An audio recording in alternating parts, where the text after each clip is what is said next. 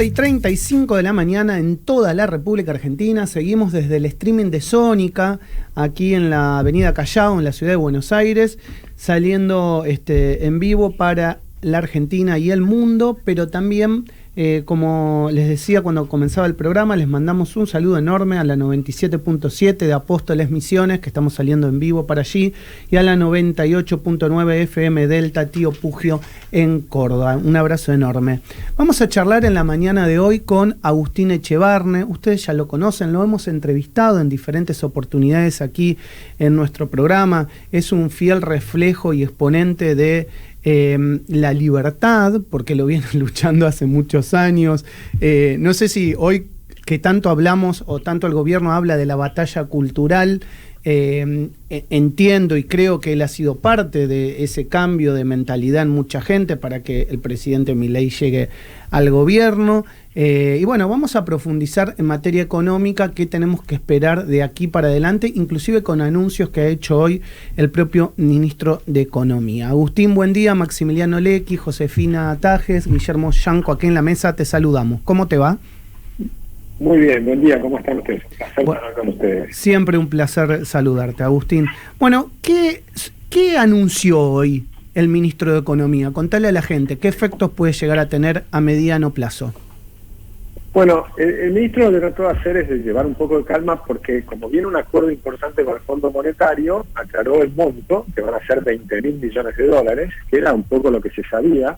Inicialmente se hablaba de 11.000 millones, pero yo me imaginé que iba a ser un poco más, porque cuando hablan de 11.000 siempre te guardas un as bajo la manga, no por las dudas, pero no vas a anunciar más de lo que va a venir. Y además anunció que estos 20.000 millones van a ser complementados con algunos fondos adicionales del BID y del Banco Mundial.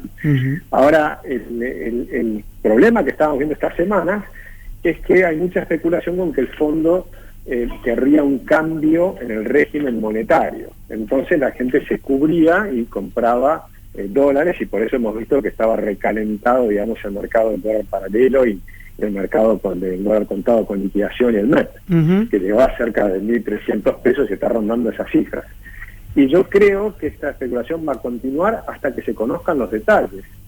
Pero una vez que se conozcan los detalles, mi visión de la economía sigue siendo la misma. Creo que el gobierno está en el camino correcto, con un superávit fiscal importante, bajando la tasa de inflación todos los meses. Creo que este mes va a ser 2,3% de nuevo, y decir que se mantiene este nivel, y cuando termine esta volatilidad que implicó el acuerdo con el fondo y demás, y se conozcan los detalles, la incertidumbre desaparece porque ya vamos a saber cuál es el nuevo mecanismo, y va a continuar la baja de la inflación hacia el resto del año. Esa es la visión que tenemos, con una economía que viene creciendo a un 5% anual. ¿Qué tal? ¿Cómo estás, Agustín? Josefina. Muy bien, Josefina. Agustín, yo quisiera que nos cuentes un poquito, porque esta semana hubo muchas versiones respecto de qué estaba pasando con el gasto, qué no estaba pasando, si realmente, no solamente con el gasto, sino qué estaba pasando con el aumento de los precios, porque todo el mundo hablaba de alimentos, pero que había otro tipo de gastos que no se estaban dando a la luz, por qué la pérdida así de reservas del Banco Central. Comentale un poquito a nuestra audiencia qué es lo que está pasando con eso. Bueno, son varios temas, ¿no? Sí. Uno de las reservas, que es el que estábamos hablando, las pérdidas son por esa especulación que había de no saber cuál va a ser el nuevo régimen cambiario. Ahora estamos con una devaluación de todos los meses de 1% en el dólar oficial. Y se está hablando de que puede ir a una banda donde, en lugar de tener un número fijo, vas a tener un número que fluctúe entre un número que no sabemos cuál es, y por eso es que te genera incertidumbre, pero supone que sea entre 1.300 y el valor actual, que está en 1.100. Entonces lo que tendrías es un banco central que cuando llegas el dólar liberado, porque ahí ya vas a tener un único dólar en lugar de tener varios, entonces podría intervenir una vez que toque 1.300 y vuelve a caer. Mi sensación es que si se hace eso, no es un mecanismo que a mí me guste, les aclaro particularmente. ¿Eso sería luego de la unificación cambiaria? Claro, eso sería tal vez pero no lo sabemos porque no conocemos los detalles, entonces estamos especulando. Pero yo lo que creo es que aún si, imaginémonos que liberás completamente el tipo de cambio, ¿qué puede ocurrir? ¿Se puede ir a 1.600, 1.700? Yo creo que no. Creo que puede haber una especulación inicial y que pueda empezar a caer. Porque de fondo lo que es importante es que el Banco Central no va a estar peor, va a estar mucho mejor que ahora. El Banco Central, el que le dio este gobierno, estaba en un descalabro descomunal. En poco más de un año, lo que lograron hacer es resolver el 90% del problema. Okay. Y con el crédito del Fondo Monetario que viene ahora van a resolver el 10% restante. Y vamos a tener un balance del Banco Central que va a ser muy sólido. Vamos a tener un Banco Central que heredaron que era un desastre y va a pasar ahora a tener un Banco Central sólido y que entonces por primera vez va a poder ser un Banco Central independiente. Después faltan las reformas que hay que hacer legales, porque, por ejemplo, el Banco Central argentino no es independiente. Y un Banco Central que funcione bien en el mundo y tenga credibilidad requiere que tiene que ser totalmente independiente. Lo que pasa es que este gobierno empezó por resolver la quiebra del Banco Central, porque lo que quiere es eliminar la inflación. Y ese es el camino en el que estamos yendo, y eso va a hacer que el peso sea una moneda fuerte. Va a ser una moneda probablemente más fuerte que el dólar, porque y por eso te va a quedar una Argentina que estamos empezando a ver que está, como se hace, está cara en dólares, ¿no? Y está cara en dólares porque Argentina tiene otros problemas que resolver. Acá hay muchos temas para ir resolviendo.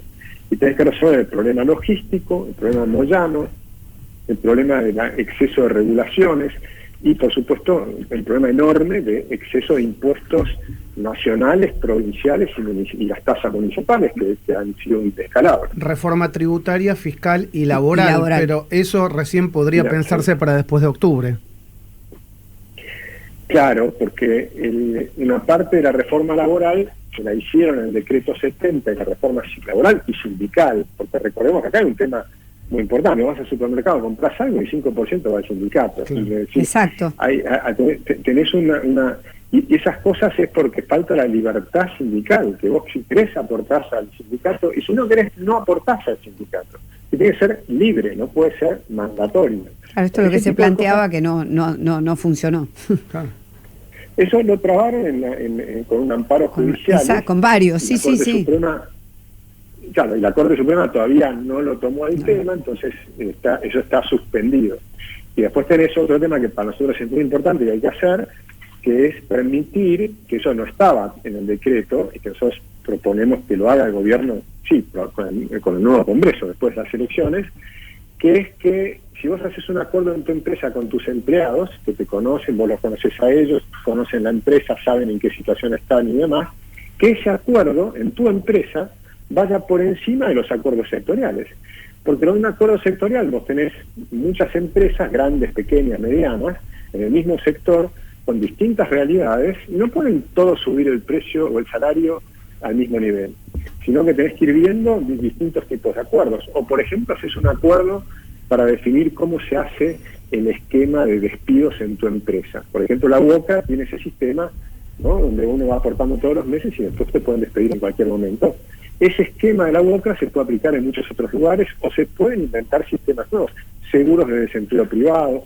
Es decir, hay que liberar ese esquema, porque lo que necesitamos es, y sobre todo, es eliminar la cantidad de empleo negro que hay en la economía. Porque es un sector de empleo que es formal, con situaciones que tampoco funcionan bien, porque a veces necesitas el doble de empleados para cosas que en el mundo se necesitan la mitad. Claro. Entonces, obviamente les puedes pagar menos. Por ejemplo, si un empleado puede hacer 2 tareas, y en Argentina, por un acuerdo con el sindicato, tenés que tener 2 empleados porque cada uno tiene que hacer una tarea y el otro no puede hacer las 2. Entonces, si en el mundo una persona hace esa doble tarea, puede ganar mucho más. Si en cambio puede hacer una sola tarea, gana menos.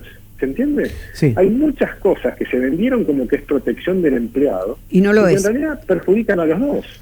Perjudican a la empresa y al empleado. Agustín, acá Guillermo te quiere consultar, preguntar. Hola, Agustín. ¿Qué tal? Encantado. ¿Cómo te va? Mirá qué formal, me dice encantado. ¿Sabés los años que nos conocemos con Agustín Echevarne? Sí, me salió. Bueno, pero me gusta que me digas encantado, igual a pesar de los años. Sigue encantado. Es bueno. Che, Agustín, en tu exposición hace instantes mencionaste la palabra incertidumbre. Mi pregunta que te quiero hacer es: ¿vos considerás que el mundo está en un estado de incertidumbre? y que en relación a esto la Argentina tiene que ir analizando paso a paso situaciones? El mundo tiene una situación de incertidumbre que nos ha afectado, sin duda, porque Trump generó un esquema que a mí particularmente no me gusta, de negociación en el tema mundial, en el tema de las aranceles, una especie de guerra comercial, que a mi juicio es nefasta, es una mala manera de encarar la situación. Todos sabemos que la forma de negociar de Trump es muy dura, y lo ha hecho en el sector privado. No sé si han visto la película El Aprendiz, la recomiendo, para que vean cómo funcionaba su forma de trabajar y pensar, y cómo generar acuerdos. Decían, es un deal maker, ¿no? Un hombre que hace negocios, pero esos negocios los hace de manera muy dura. Entonces él empieza, te aumento 25% las tarifas, y después empieza a negociar. Pero eso genera incertidumbre, provocó una corrección en el mercado bursátil, cayó más de 10% la bolsa en Estados Unidos, pero que impacta en el mundo entero, y como Argentina entera es un activo de riesgo, los bonos y las acciones argentinas son percibidas en el mundo como un activo de riesgo.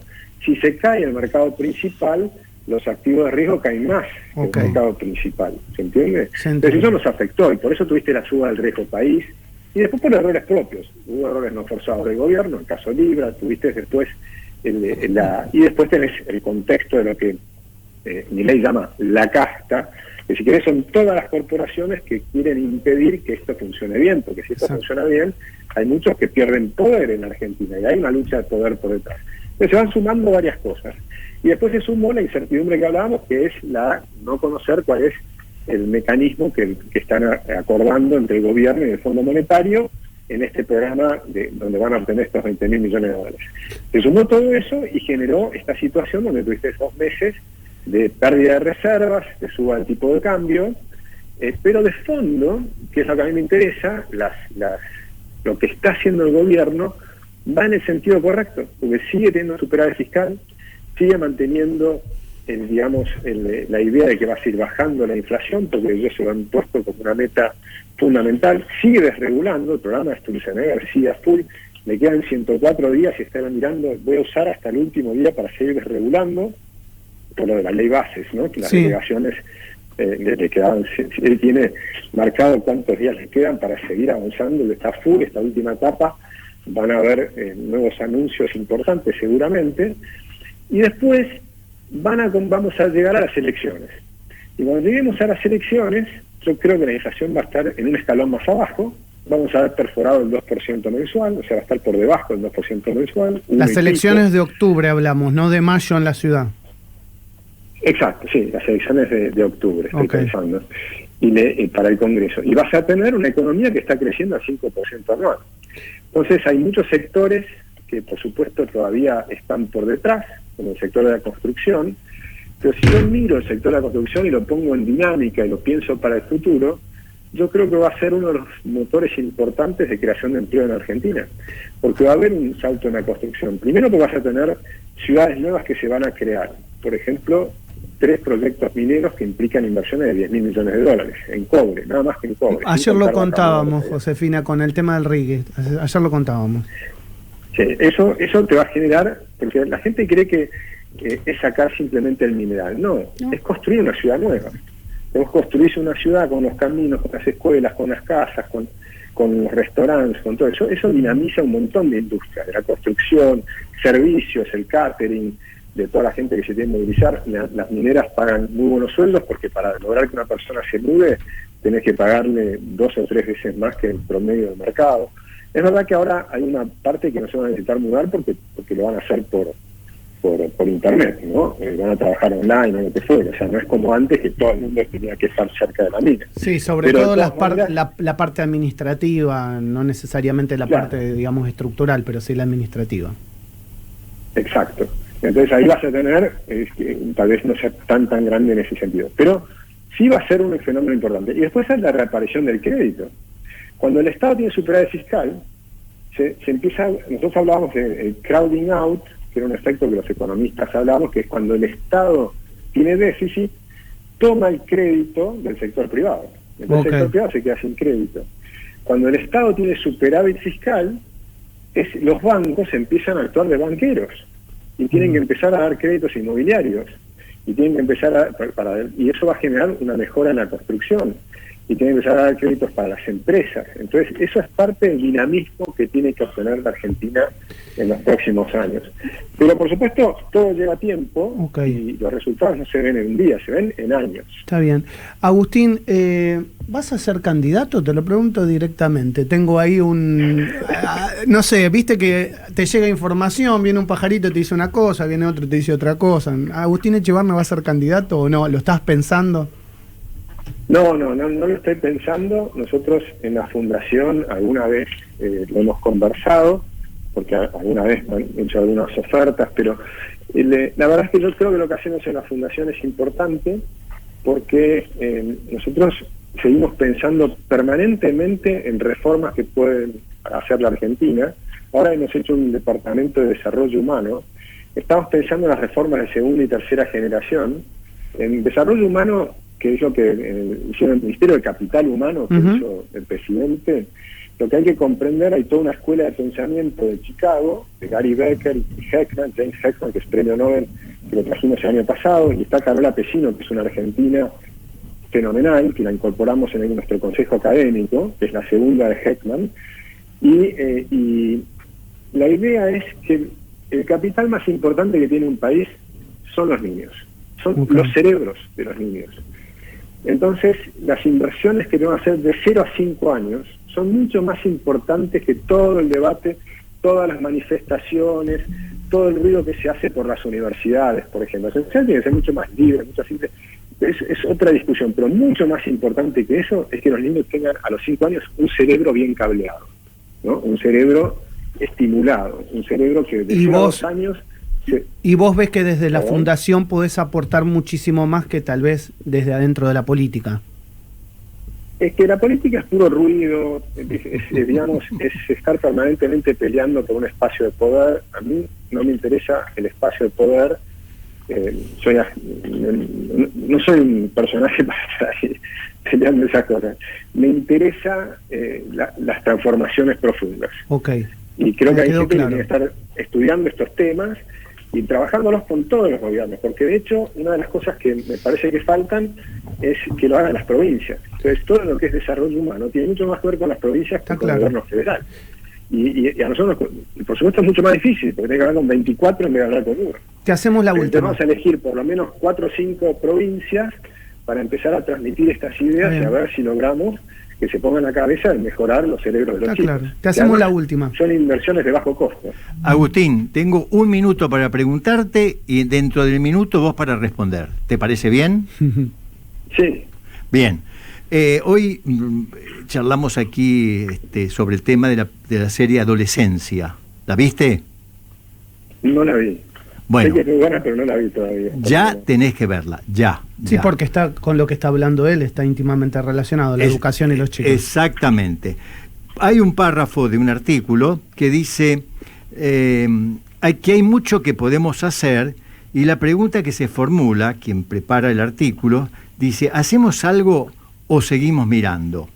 Y contesta, ¿hace falta un pueblo para criar un niño? Bueno, nosotros estamos pensando, te doy el título, pero nosotros estamos pensando en una revolución en todo el sistema educativo. Porque el sistema educativo argentino, primero que las leyes son un corset, te impide innovar.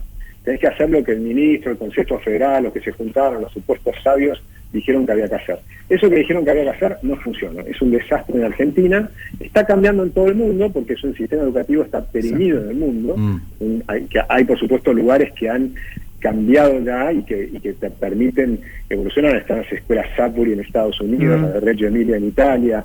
Tenés una cantidad de cosas que se están viendo, que las promovió en su momento hace más de 100 años María Montessori, que fue una adelantada increíble. Yo escribí un artículo hace poquito sobre María Montessori, los que están intentando estudiarlo, vale la pena que lo miren, porque fue genial lo que pensó y tiene mucho que ver con la solución de estos problemas.